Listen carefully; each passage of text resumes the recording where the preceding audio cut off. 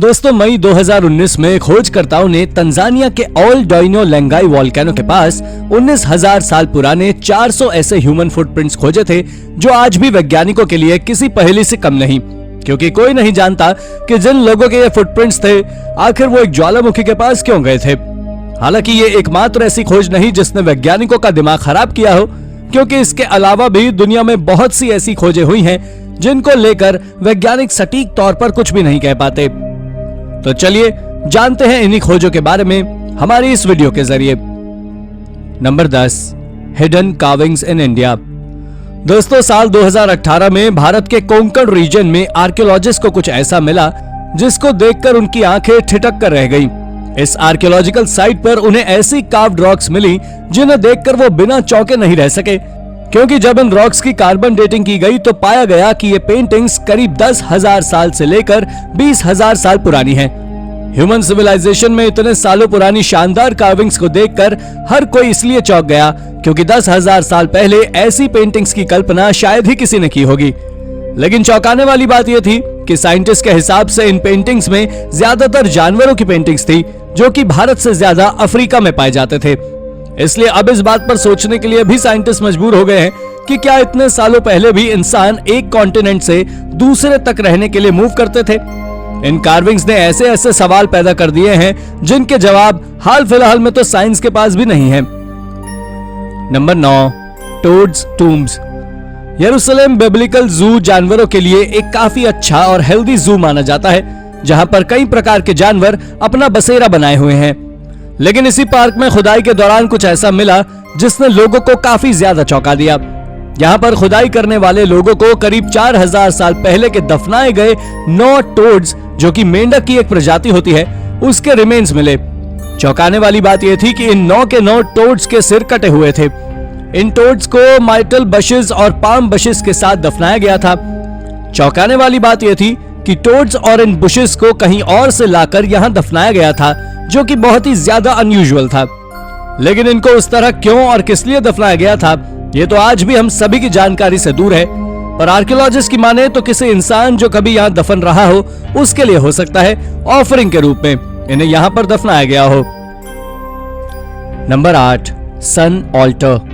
दोस्तों आर्कियोलॉजिस्ट ने चाइना के ज़िंजियांग उइघुर ऑटोनॉमस रीजन में एक बहुत अनोखी खोज की है जिसके बारे में जानकर आप हैरान हो जाएंगे। दरअसल यहाँ आर्कियोलॉजिस्ट ने जुलाई 2017 में एक एंशिएंट सन ऑल्टर खोजा है जो लगभग 3,000 साल पुराने हैं, और इन सर्कल शेप स्ट्रक्चर का डायमीटर लगभग 500 फीट है। और आर्कियोलॉजिस्ट का मानना है कि इस स्ट्रक्चर को नोमैडिक ट्राइब्स के द्वारा बनाया और यूज किया गया होगा जो उस समय इस एरिया में घूमा करते थे। वैसे इस ऑल्टर में जिस तरह के स्टोन का इस्तेमाल किया गया है वो बहुत ही अलग है और लोकल व्यक्ति द्वारा नहीं लगाए गए हैं। दरअसल इस ऑल्टर में 3 सर्कल लेयर में स्टोन लगाए गए हैं जो बहुत ही मुश्किल से ग्राउंड के ट्रेंचेस में विजिबल है। वैसे दोस्तों एक्सपर्ट्स का मानना है कि इसे बनाने में जिस मटेरियल का यूज किया गया है उसे मीलों दूर से लोगों द्वारा घोड़ों की मदद से यहाँ लाया गया, और इसके स्ट्रक्चर को मंगोलियन के यर्ड से मिलता जुलता बनाया गया था और जिसे सन वर्शिपर्स के द्वारा यूज करने के लिए जाना जाता है। वैसे चाइना के इस एरिया में पहले ऐसा कुछ नहीं मिला, और एक्सपर्ट्स और हिस्टोरियंस का कहना है ऑल्टर का यहाँ मिलना इस बात का सबूत है कि सेंटर का प्लेन कल्चर यहाँ तक कि सिल्क रोड के बनने के पहले पहुंच गया था, जो लगभग 2200 साल पहले बनी थी। Number 7, footprint. दोस्तों मई 2019 में तंजानिया के ऑल डोइनो लेंगाई वोल्केनो के पास 400 ह्यूमन फुटप्रिंट्स मिले हैं जो कि लगभग 19,000 साल पुराने हैं। और जब इन फुटप्रिंट्स के ऊपर रिसर्च की गई तो जानकारी मिली कि ये 12 लोगों के पैरों के निशान हैं जो एक साथ इस एरिया से ट्रैवल कर रहे थे। इन 12 लोगों में कुछ बच्चे थे और कुछ पुरुष और महिलाएं थी, जिनमें से किसी एक व्यक्ति के पैर का अंगूठा टूटा हुआ था। वैसे दोस्तों ये माउंटेन लोकल लोगों के बीच माउंटेन ऑफ गॉड के नाम से जाना जाता है। साइंटिस्ट का कहना है कि यहाँ आसपास की डस्ट और राख अभी तक सॉफ्ट बनी हुई है, जिसके कारण ये फुटप्रिंट साफ साफ दिखाई दे रहे हैं। वेल दोस्तों अभी तक ये पता नहीं लग पाया है कि आखिर ये लोग कौन थे और यहाँ वोल्केनो के पास क्या करने आए थे। Number 6, unfinished obelisk. दोस्तों वैसे तो इजिप्ट बहुत सारी मिस्टीरियस डिस्कवरीज के लिए जाना जाता है, लेकिन इजिप्ट के असवान में एक अनफिनिश्ड ओबेलिस्क पाया गया है जिसे एंशिएंट टाइम का इजिप्ट में मिला लार्जेस्ट ओबेलिस्क कहा जा रहा है। और आर्कियोलॉजिस्ट का कहना है कि यह ओबेलिस्क लगभग 4000 साल पुराना है। वैसे इस बात का पता लगाना बहुत मुश्किल है कि आखिर इतने बड़े इस ओबेलिस्क को क्यों बनाया जा रहा था और फिर इसे अधूरा क्यों छोड़ दिया गया। एक्सपर्ट्स का मानना है कि हो सकता है इसे बनाते वक्त ये टूट गया हो और फिर इसको रिपेयर करना बहुत मुश्किल काम था, इसलिए इसे ऐसे ही यहाँ छोड़ दिया गया। वैसे अगर इस ओबेलिस्क को कंप्लीट कर दिया जाता तो ये लगभग 137 फीट यानी कि 42 मीटर लंबा होता और इसका वजन लगभग 1200 टन होता। Number 5, sudoku carvings on temple. इस बात को तो हर कोई मानता है कि भारत दुनिया के सबसे पुराने और सांस्कृतिक रूप से सबसे समृद्ध देशों में से एक रहा है, जहां पर पुराने जमाने से कई ऐसी चीजें रही हैं जो भले ही वक्त की चादर के साथ ढक गई, लेकिन जब जब वो हमारे सामने आई तो हमेशा ही हमने अपनी संस्कृति पर गर्व महसूस किया है। ऐसी ही एक चीज हमारे सामने आई सुडोकू के रूप में। सुडोकू, जिसके बारे में हम सभी जानते हैं कि वो गेम काफी ज्यादा इंटरेस्टिंग और माइंड डेवलपिंग है।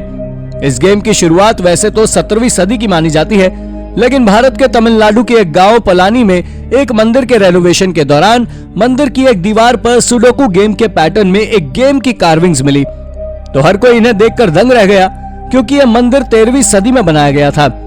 इस बात का जवाब तो साइंटिस्ट अभी तक नहीं दे पाए कि अगर इस मंदिर पर बनी कार्विंग्स वाकई में सुडोकू की है, तो इसका मतलब दुनिया में सुडोकू के फैलने से काफी पहले से यह खेल भारत में मौजूद था। नंबर 4, वुडहेंज इन ओहियो। अमेरिका के ओहियो शहर में साल 2005 में जैरेड बर्ग्स नाम के एक आर्कियोलॉजिस्ट को सर्कल नुमा किसी जगह के ऐसे अवशेष मिले जिसने लोगों के सिर चकरा दिए, क्योंकि इस जगह के लिए माना जाता था कि इस जगह पर जो भी कुछ पुराने जमाने का बना हुआ है उसे फोर्ट एंशिएंट कल्चर के लोगों ने बनाया है, जिनकी एरा करीब 1000 से 1750 सीई के दौरान की मानी जाती है। लेकिन जब 200 मीटर डायमीटर वाले इस सर्कल नुमा वुडहेंज का पता चला तो उनकी सारी धारणाएं ही बदल गई। हालांकि इस वुडहेंज का अब बहुत ही कम हिस्सा बचा हुआ है, लेकिन इसका स्ट्रक्चर आज भी कई मीटरों में फैला हुआ है। लेकिन यह आकृति आखिर है क्या, ये बताने में आज भी साइंटिस्ट कतराते हैं। लेकिन कुछ आर्कियोलॉजिस्ट की माने तो ये जगह पुराने जमाने की कोई सेरेमोनियल साइट रही होगी, जिसका उपयोग लोग अपने कस्टम्स को पूरा करने के लिए करते होंगे। Number 3, crossword puzzles history. दोस्तों, क्रॉसवर्ड यानी कि वर्ग पहेली भी दुनिया के सबसे ज्यादा दिमाग लगाने वाले खेलों में शुमार है।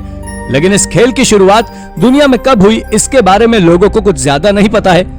पर इस खेल के बारे में लोगों के दिमाग तब चकरा गए जब आर्कियोलॉजिस्ट को इटली के एंशिएंट टाउन समराइना में 2500 साल पुरानी एक बेसिलिका में कुछ ऐसी कार्विंग्स मिली जो इस खेल की तरफ इशारा करती थी।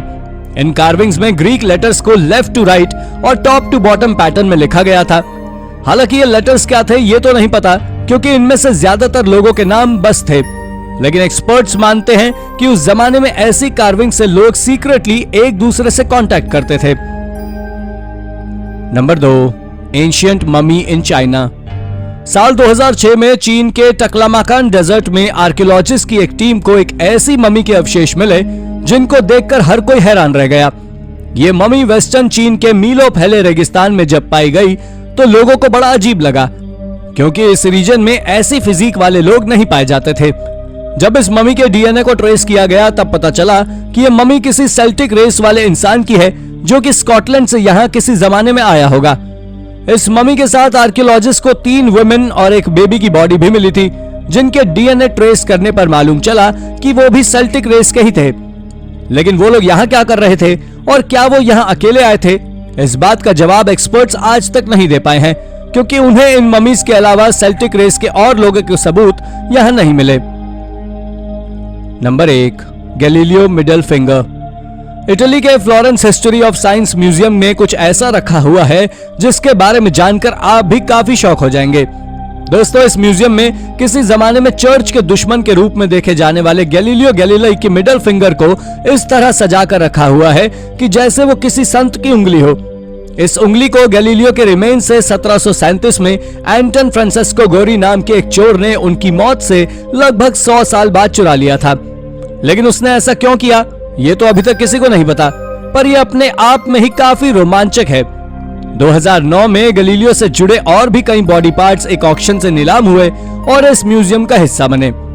तो दोस्तों, ये थी हमारी आज की वीडियो। आपको हमारी वीडियो कैसी लगी हमें कमेंट करके जरूर बताइएगा। और हाँ, जाते जाते इसे लाइक और चैनल को सब्सक्राइब भी जरूर कर दीजिएगा। Thank you for watching.